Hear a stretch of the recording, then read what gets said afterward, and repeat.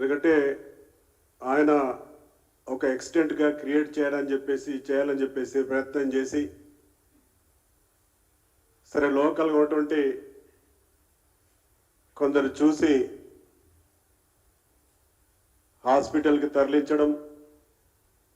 అక్కడి నుంచి హైదరాబాద్కి తరలించడం, ఇక్కడ ఆమె స్పృహ వచ్చిన తర్వాత చాలా క్లియర్ కట్గా మగ్దుమ్ అనే వ్యక్తి నాపై హత్య ప్రయత్నం చేశాడు అని క్లియర్గా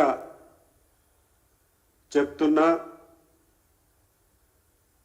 ఇప్పుడు కూడా మహిళా మోర్చా, మా భారతీయ జనతా పార్టీ మహిళా మోర్చా నాయకులు కూడా అక్కడికి వెళ్ళి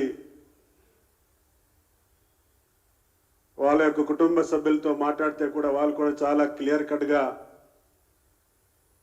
సంఘటన గురించి చెప్తున్నా, ప్రభుత్వ పరంగానేమో అలాంటి సంఘటన జరగలేదని చెప్పేసి కప్పిపుచ్చుకోవడానికి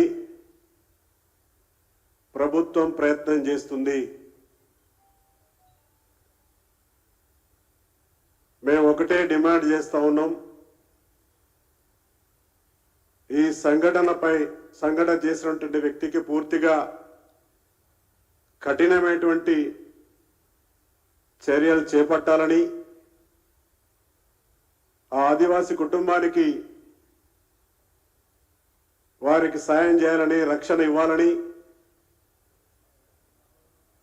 ఎందుకంటే ఇలాంటి సంఘటనలు, ఎందుకంటే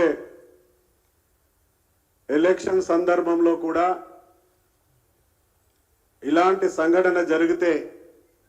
అంటే దాడి జరిగి ఆ రోజు కూడా ఆదివాసులపైన దాడి జరిగింది.